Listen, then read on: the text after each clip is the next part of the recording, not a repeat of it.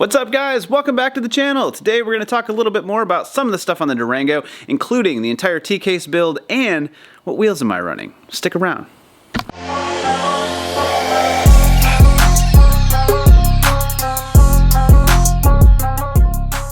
Alright, so kind of part two of the Durango questions. There wasn't a ton of different questions on this because I think I've been pretty elaborate on it, but people wanted to know a little bit more about the T-case, why I chose what I did, and kind of the build overview on it. So I'm happy to share that. And we're going to talk a little bit about the wheels that I'm running too. So I'm running H1 takeoffs from, it's traditionally a Hummer wheel. They're 16.5-inch diameter by, I believe, 18.25 width. So slightly different than a lot of what you find on the market now. Mostly they're even sizes, 16s, 17s, 18s, etc. I always really liked the setup. I always liked how I think the slightly narrower width kind of pulled the tire in a little bit more. I don't know, I just liked them, so that was it. That was pretty much my only reason for it. I was able to find a company that was selling pallets of them, and at the time, a few years back, I picked up an entire pallet and sold them as wheels that people could pick up for me as well. So doing a 1-ton swap, you needed something that had 8 on 6.5 lug pattern, and something that was fairly easy to modify. There's a lot of like little aftermarket parts and things like that, so it gets you a wheel that's relatively inexpensive, but strong and sturdy and capable, while not spending a load of money on the wheels. So Trail Worthy Fab had done a really good job, I think, providing center section options so that you could re-space the wheel if you needed to, whether you went with the pressed center or the flat center, and then a different amount of rock rings and things like that, as well as the PVC insert to make it a true double beadlock wheel. So that's what we're running all the way around on this, and I'll take just a minute to show you. These are the wheels. This is kind of the only, I think I got 2 of these guys left here, and the last couple of them. But there's a few different options for the H1. I did have 12 bolts as well. Obviously, it's 12 bolts all the way around instead of the 24. There are also 2 different 24 styles. There are 24 that are evenly spaced all the way around, and then these slightly more desirable pairs of 2 and 24 all the way around.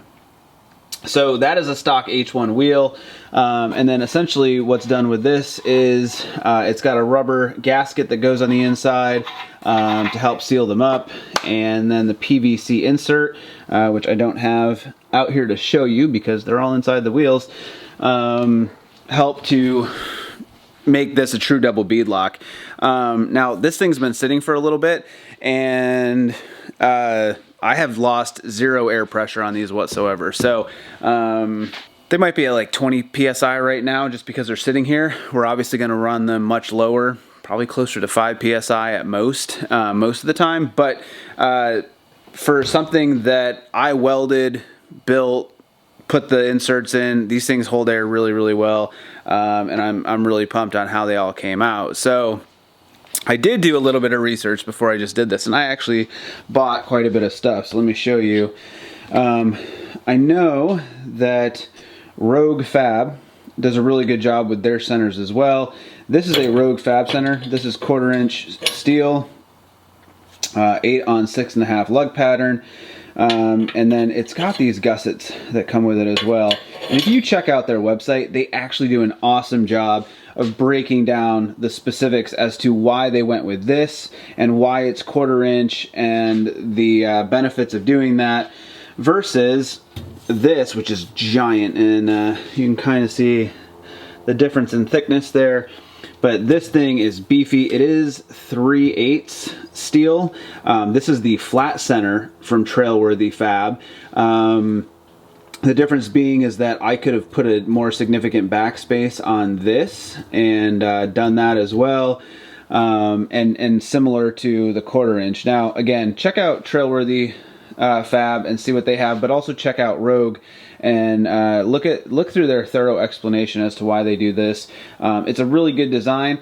I think, to be honest, the reason I didn't end up going with this is simply because the press centers that I did go with, it was a little bit easier to get in here. And I know going the easier route seems crazy, but with all the work that I had to do, it was really nice to get this press center right against the lip. And it's hard to see it on this. The press center section from Trail Worthy, when it pushes into these, it pushes perfectly right down against this inner lip. So it's a max of a 3.5 inch back spacing, which to me is about half the distance of the wheel. So that makes it almost perfectly centered. I did need some significant back spacing on it, but I like the idea that that center would press basically right up against this lip and then be about centered in the wheel. So I thought that that was a really good setup for me. We'll see how they work. I do have friends running them, and it's been a really awesome wheel. I've had some guys bend the inner lip of the wheel at some point too, but I mean, that can happen with any wheel, so it really has nothing to do with the H1 wheel. You could definitely put this flat center section in here and do the same thing and line it up. But it doesn't fit in the same way, and the bigger reason to use these is because you could actually do a bigger offset and actually space it out here a little bit more. Again, I could have done that, and I definitely could have, taken the time to measure it all the way around and make sure it was absolutely perfect. I wanted to be sure that I was doing something properly, but with the press center section, you could just get it in here, push it all the way to that lip, and it is absolutely flush all the way around, and then you give it a nice good weld and you're good to go. So to me, the H1 wheel was just a good option. It's a capable wheel. It's built for the military. I mean, if it works for them, it should work for me, but nothing's indestructible. It's still metal. So I chose a rock ring that was a half rock ring. Let's go check that out.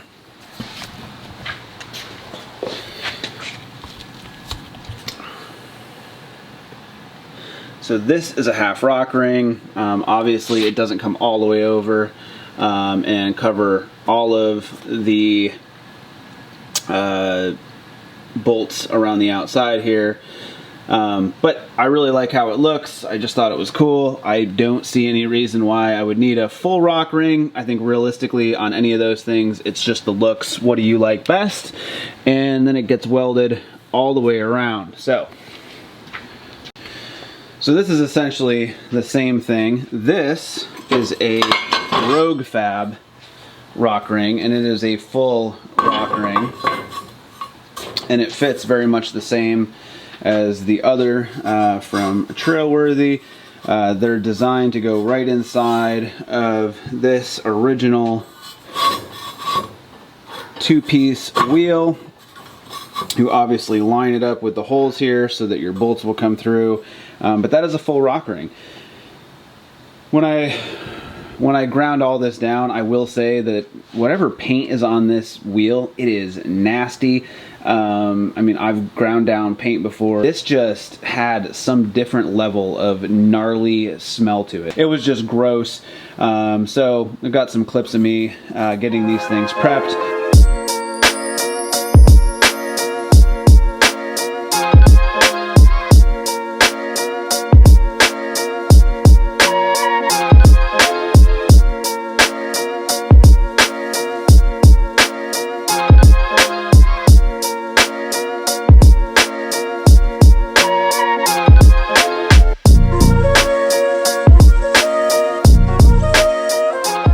But essentially, I went all the way around the outside edge, and what you will notice too on the Trail Worthy is there are a couple gaps here. I think there's a few less.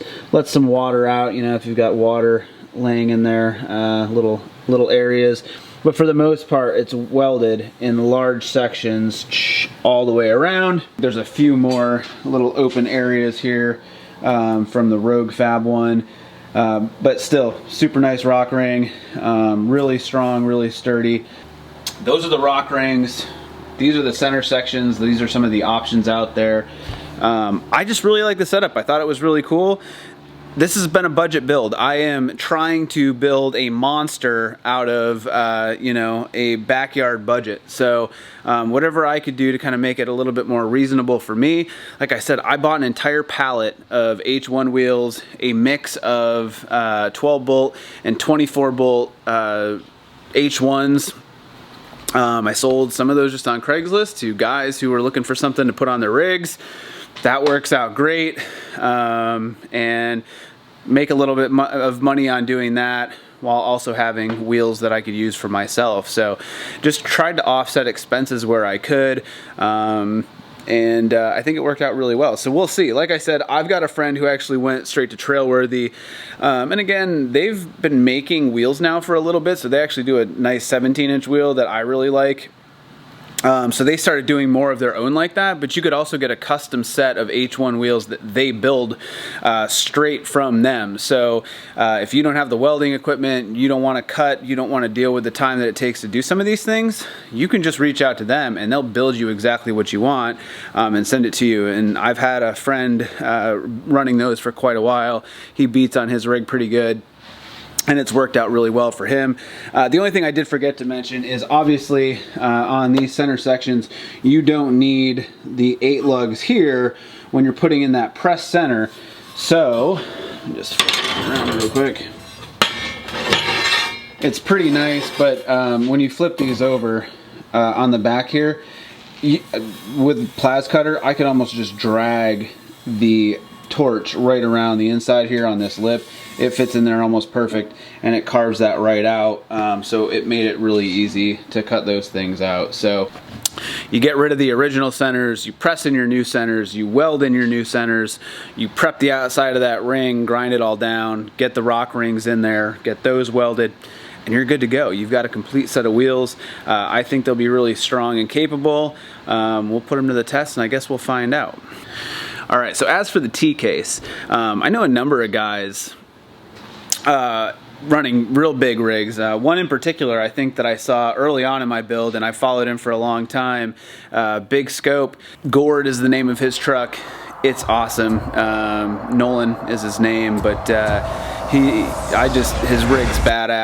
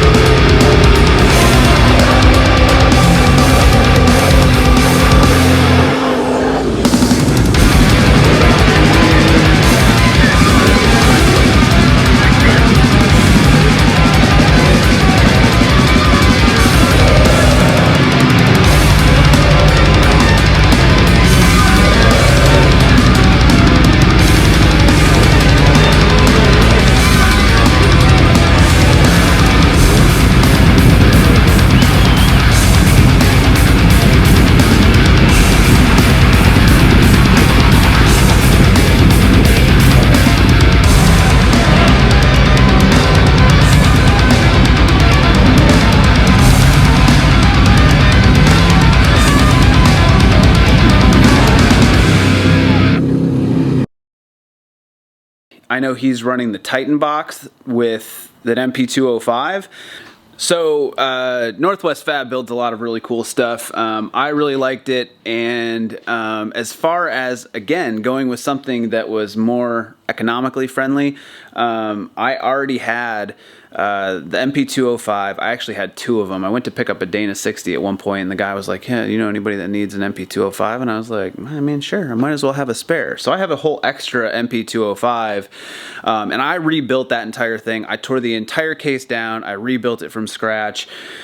It worked out really well, and now I have an entire fresh case also that I can build, have all the parts to do it. It's still just sitting here right now, but at some point I'll build the spare 205. In addition, I had the MP241, which seemed pretty easy to come by to me. So the 241 is what you'll need to build an Eco box. Now, Northwest Fab's Eco box comes as the case itself. It comes with a shaft and a number of other things. The black box, instead of having to take out the 241 parts like the planetary and some of the assembly that you need from the 241, I believe the black box already came with all of those things, so it was assembled. So it cost a little bit more to do the black box, but there's no assembly required with any of that. The Titan series black box takes the 1 3/8 spline shaft and upgrades it to 1 3/4 inches. So it's a little bit burlier, a little bit beefier, and I think that's the big jump to the Titan. Looking at Gord, go check it out. Big scope. That thing is a beast. I'm not running big ag tires and 2.5 ton Rockwells and things like that. So for the scale of my build, I think that the Eco box will be a really good option. But again, we'll find out. The Eco box, I think this thing is going to be exactly what I want. I didn't have, money to drop on an Atlas transfer case. I think that the 205, it's a really tried and true case. I think the 205 is what the Atlas and the Hero case are kind of based on. So with ease of access to a 205 and the economy of the Northwest Fab Eco box, I made that happen, and we'll see how it compares. Next steps on this is it does have to come back off the transmission. The transmission actually has to come out too. I put all this stuff in to get it mocked up so that I could get the cross members built for both. We have to get the clutch and the flywheel in for the trans. We need to get everything set up for the triple shifter on the T case and get that back in. Then we'll reinstall them, fill them with fluids, and they're ready to go. All right, so that's kind of the breakdown. Pretty simple. Those are the wheels I'm running. That's the T case we're running. If you got any questions, let me know. Happy to discuss those types of things. I try to keep things as pretty straightforward as possible. Sometimes these builds aren't as easy as they seem, or, in theory, you think of the parts that you want to put together and you just make it happen. So keeping this build pretty straightforward. Like most of the things we do in this garage, we want to make something that's economical and that we can still go out there and beat on. Whether or not I can beat on it and to what extent is still yet to be determined. So as always, don't forget to hit that subscribe button. Click that bell notification. I appreciate you watching, and we'll see you next time.